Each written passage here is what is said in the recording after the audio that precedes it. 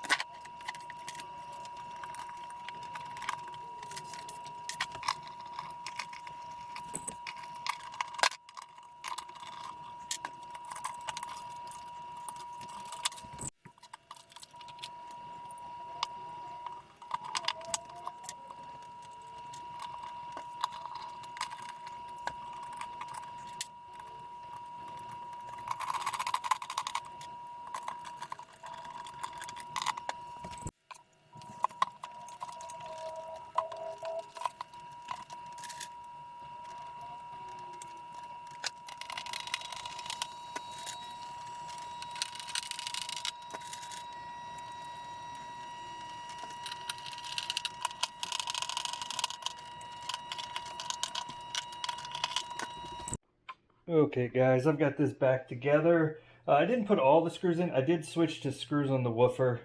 That's just a pain to try to get a socket in there to get those 1/4-inch bolts out, these 1/4-inch bolts. But I've got it all back together. I've got 2 bolts in here. Eventually I'm going to switch to all screws. I'm going to do some different things. I don't want to get into that now. Temporarily back together. I'm going to do the other one off camera, and then we'll get into a frequency test. I don't think I mentioned this when I wired it up. I'm still using the circuit breaker. I skipped the L pads for now. I do want to use those L pads in the future, but right now I just want to see, without the L pads, what the response of this tweeter is. See if I can get above 8,000 hertz. In a measurement, I don't know. We'll see. But yeah, lots of goals for this speaker. This is just... But hey guys, welcome back. It's been a couple days since I filmed that crossover swap in, and I've been listening to these things, and let me tell you what, man, they have opened up like crazy. Now, what I've done is I've replaced the mid-range driver, replaced the crossover, just went through the circuit breaker, if you remember what I showed in that last section I filmed, and they sound so much better. I can hear detail. Listening tests show they're much improved. So I want to go through a frequency test real quick. I'm just going to run through them real quick. I already got it set up. I did my 1000 hertz test to get it in 0, just like my previous video. I'll link that up here somewhere so you can go look at that if you want to. But I'm going to plot another frequency graph with my sound level meter and see if there's any changes in this. There should be, because they sound much better to me. So let's get to it. Now, if you remember, I started at 20, 50, 100, 200, 300, on up, skipping some into 20 kilohertz. So we're going to run through these. I'm going to do it real quickly. I'm going to fast forward, double speed, whatever through this, so you don't have to sit and watch me make these notes. But we're going to go through and plot them and see how it turns out.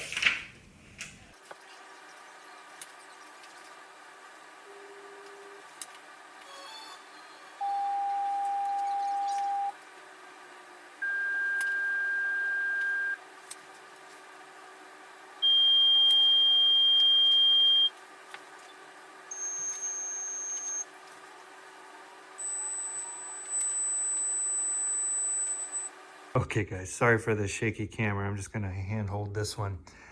My graph, even though it looks pretty abysmal, is so much better. I am so happy with these changes. Even these little changes. Changing the mid-range and changing the crossover.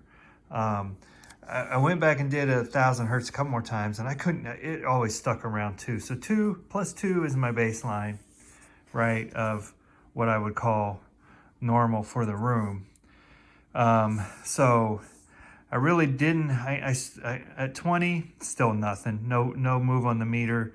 50, I got a little bump on it, so I just drew a little dot there towards the bottom. Going up to 100, I was at plus 4, that's a peak, right? So I don't know, it's not terrible, I guess. 200, I'm at plus 3. 400, I'm at plus 3. Now here's where it starts to get interesting. If you remember last time I had a dip, let me flip back to that page. There's my last graph. Before I changed the crossover and did the mid-range change, right? There's a huge dip right around 1.6K. 800 was right at my baseline. My baseline was 0 on this one. And then I had peaks up here in the mid-range level. My tweeter crosses over at 5K. And then I had nothing above 8K. So part of that, I think, maybe was my L-pad configuration. I looked at this. I'm not sure those were wired right. Anyway, not going to get sidetracked on that. Let's look at the graph. I don't have any major huge dips, like down to no frequencies produced like I did last time.